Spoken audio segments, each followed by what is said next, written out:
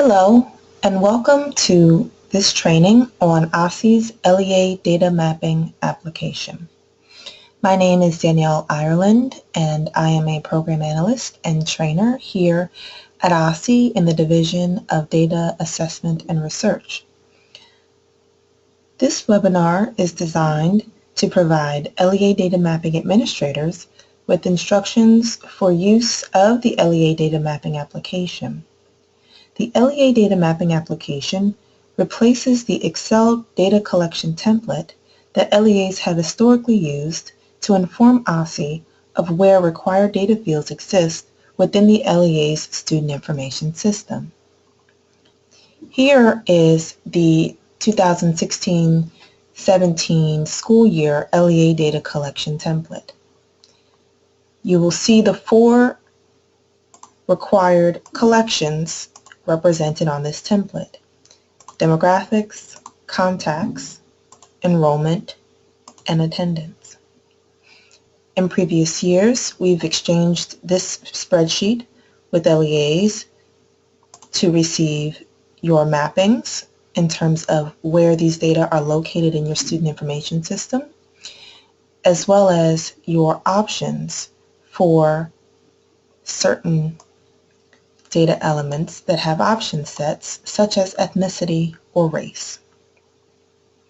The LEA data collection template will no longer be used to receive your data mappings. However, you are welcome to use this reference for the data element descriptions, as well as a comprehensive list of all of the options for various data elements. The new data mapping application provides a two-way feedback loop that allows OSSE to confirm which data collection fields are required and the accepted values, including those option sets. In addition, any incomplete data mappings and errors within your data mappings are flagged in this application so that they may be corrected to ensure accuracy in the data feeds. As your data mappings are updated within the application, the changes will take effect in the ADT feed, typically within 1 business day. Features in this new LEA data mapping application include the ability for LEAs to update their mappings as needed and to inform OSSE of changes in real time, as well as create a historic log of any changes to the data mappings and export your mappings to view a summary of all of your data collections. This is the LEA Data Mapping homepage. You can access the data mapping application using your SLED credentials. If you do not have SLED credentials, you should request training and access by contacting sled.info@dc.gov. That's sled.info@dc.gov. You will use your SLED username and password to log into the application.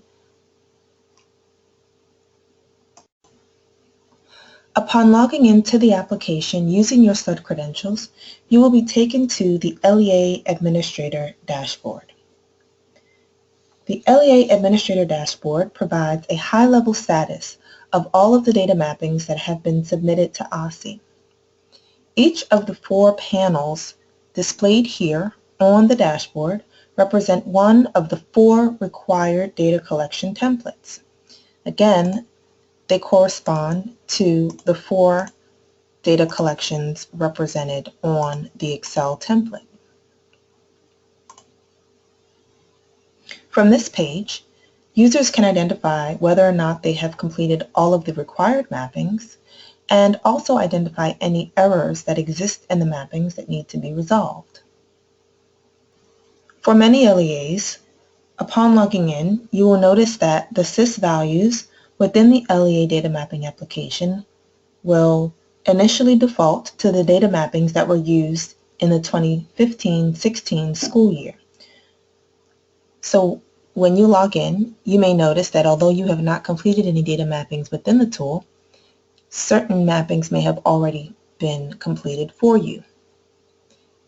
You are still very strongly encouraged to review all of the data mappings within the tool to ensure that your data elements are correctly mapped for the 2016-2017 school year. The LEA Data Mapping Administrator must be prepared to 1. Complete the required data mappings for each of the data collection templates within the LEA Data Mapping application, including demographics, enrollment, attendance, and contacts. And also update these data mappings as needed to ensure consistent alignment with the OSSE standard data values throughout the school year. Using the example in front of us, we can see that this LEA has completed 17 of the 20 required data elements that must be mapped for demographics, 9 of the 11 required data elements that should be mapped for enrollment, 3 of the 3 required attendance data elements, and 7 of the 10 required data elements for the contacts. From the dashboard page, you can actually click Complete Required Mappings to be taken directly to the particular mappings that need to be updated. Here in the application, if a required mapping has not been mapped, it will be flagged as an error. From the dashboard page, you will also notice an indicator for unknown options that have been sent to ADT. Throughout the school year, when your data feed is turned on, the data mapping application will flag any options that have been sent through ADT that have not been mapped that need to be mapped. For example, if you have mapped your race values, for example, and you begin to use a race value that has not yet been mapped, it will be flagged here as an unknown option, and you will have an opportunity to click the hyperlink to go directly to that option that will need to be mapped.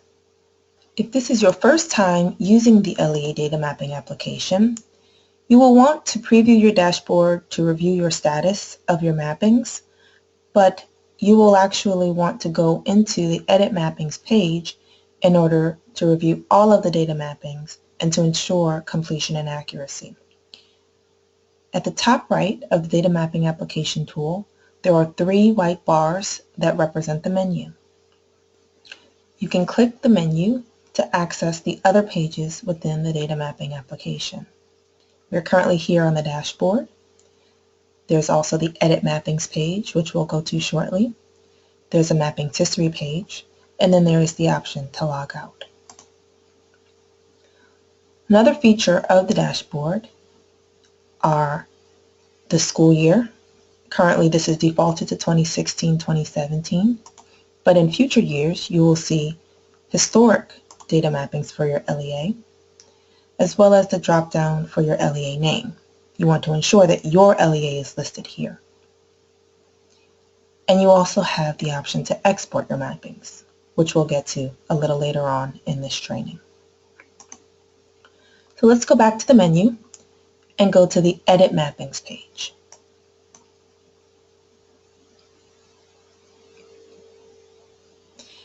From the Edit Mappings page, you will notice again the details about your LEA, the school year that you're currently working in. You'll also see the collection type that you're working on.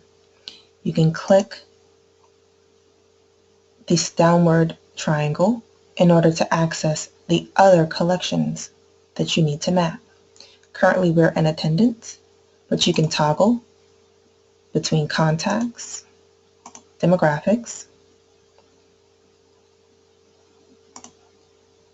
and also enrollment mappings. From this filtering pane, you can also type to filter for a particular data element. If we wanted to see grade level, for example, and go directly to it. And you can also sort the mapping cards below from A to Z or to Z to A. Another feature in this pane is the option to show all or to only show the mappings that have an error. And again, in this data mapping application, if a required field is not yet mapped, it is flagged as an error. From the Edit Mappings page, you will also see a section for metadata about your SIS. Here, you can type in the name of your SIS, the hosting location of your SIS, and you can document where your ADT client is housed. For example, if it is hosted on site at your LEA or if it is hosted at OSSE. You can also put in your ADT client query. This area is primarily for documentation purposes, but it can be very helpful for future conversations and troubleshooting that you may be doing with the ADT team here at OSSE to have this information available already. Further down on the Edit Mappings page are what we call the mapping cards. And so each of the data elements, again, that are represented in the LEA data collection template are also represented here within the data mapping application. What you will do is for each data element, you will type in the SIS table and the SIS column where those data are located. If you are using a CSV process to submit your data to OSSE and we're not connecting directly to your SIS, so to your backend, you can type in the name of the CSV file as the SIS table, and then the SIS column will be the column in your CSV file that corresponds to that data element. If there is a header for that column, you can type in the header. If there are no headers for those columns, then you can type in the letter that corresponds to the column. So, in this example, the CSV file might be called enrollment. And that would be the name of the SIS table for local school ID. And then for the column, if local school ID is in the first column of that CSV file, you could put A here. You would proceed in the application to type in the name of the SIS table and the SIS column where those data are located. And you will also notice that certain data elements require you to map options. I'm going to go down to a very popular example for mapping options, which is the enrollment code.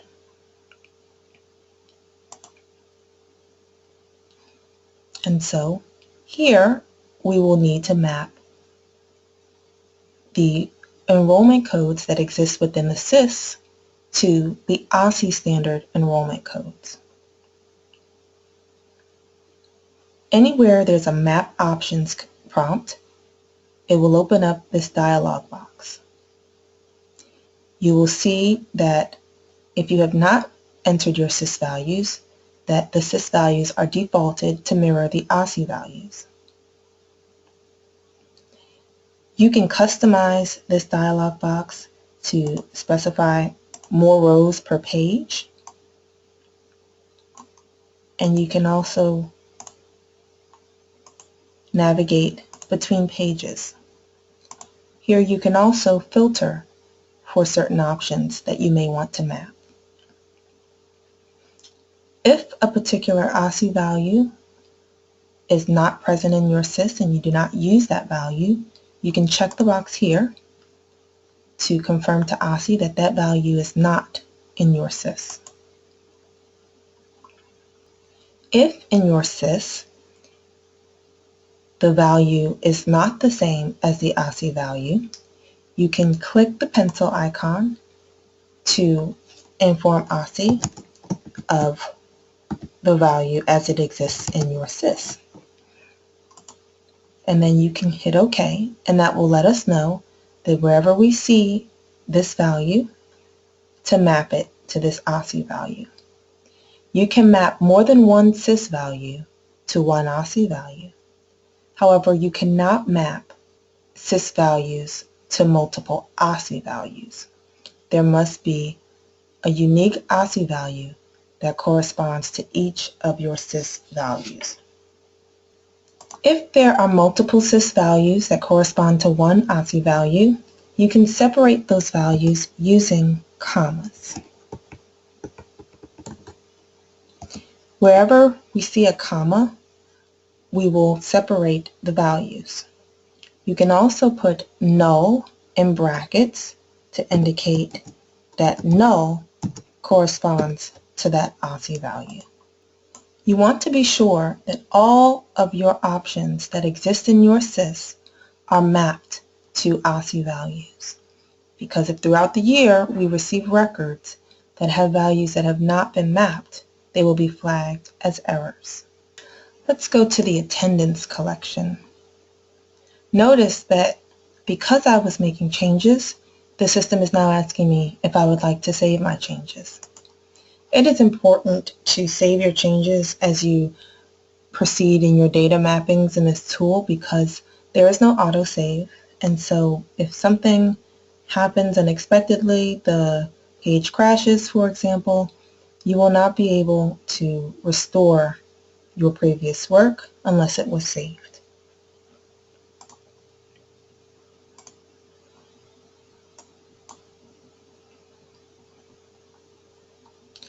Here we are in attendance. Let's look at the options for the attendance status code. Again, you want to ensure that any values that you expect to exist in your SIS are actually mapped to OSSE values.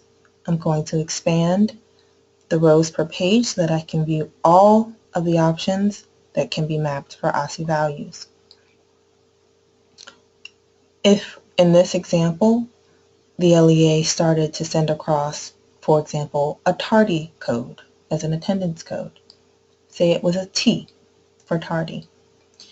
Currently, T is not mapped to any of the OSSE values. So any student records that came across with a T as a daily attendance code would be flagged as errors. That LEA would need to come in here and ensure that that T was mapped to the corresponding OSSE value. And you can separate multiple values with a comma. And you hit OK.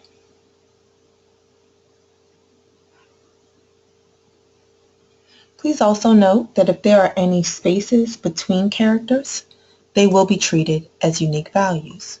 So if I were to put a space between this P and this P here, now P space PE is its own unique value that will be expected to come across the SIS and be mapped to PPE here.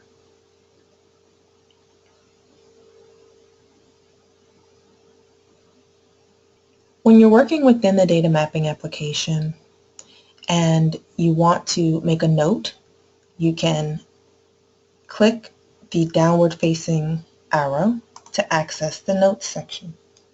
Here you can add information to provide context on the mapping details. For example, if there is an elaborate or complex function that you use to represent the data that are in this particular column.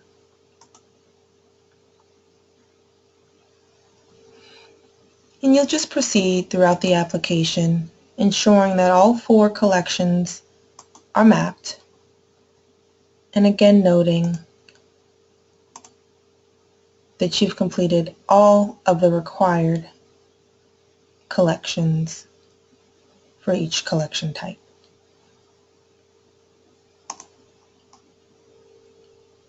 Another feature of the data mapping application is the mapping's history.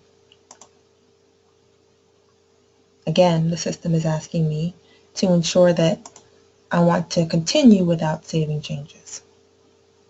So now we're at the mapping's history page.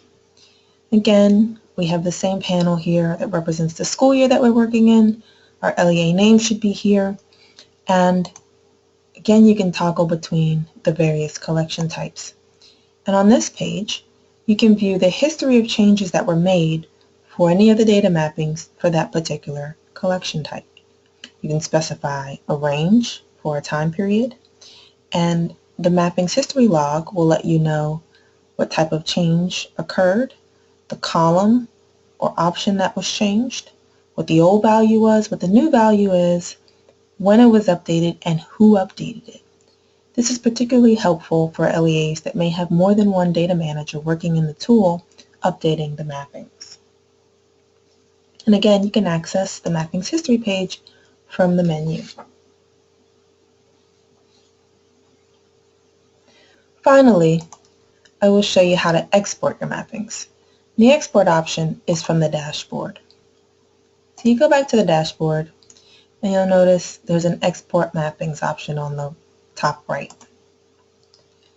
This export option will allow you to download an Excel file with all of your mappings.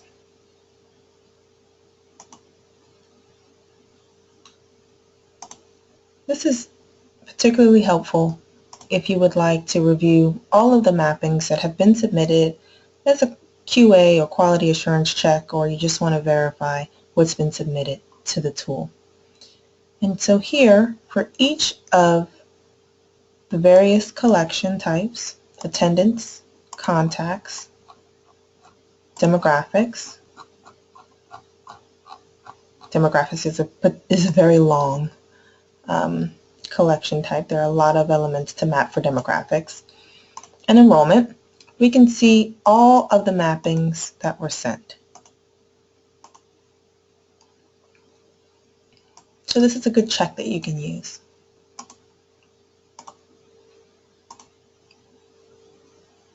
If you're having any issues within the data mapping application, you can submit a ticket through the OSSE support tool using the issue type systems and the subcategory LEA Data Mapping application.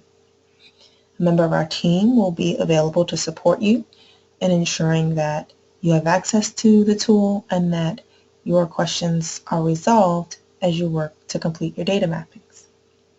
Please note that for the start of the school year, LEA data mapping is required in order to proceed with your ADT configuration. And this is unless you are using the new eSchool Plus statewide student information system that OSSE has been providing. And if you're not using eSchool Plus as your SIS for these 4 collections, then you will need to ensure that your data are mapped here. If you are using eSchool Plus for some collections and not others, those collections that are not being sent from eSchool Plus will need to be mapped here. And again, my name is Danielle Ireland. I am with the Division of Data Assessment and Research, and I look forward to working with you guys on data mapping throughout the school year. Please let us know if you have any questions using the OSSE support tool. You can also email our team, the training and support team, at osse.dartraining@dc.gov. Thank you.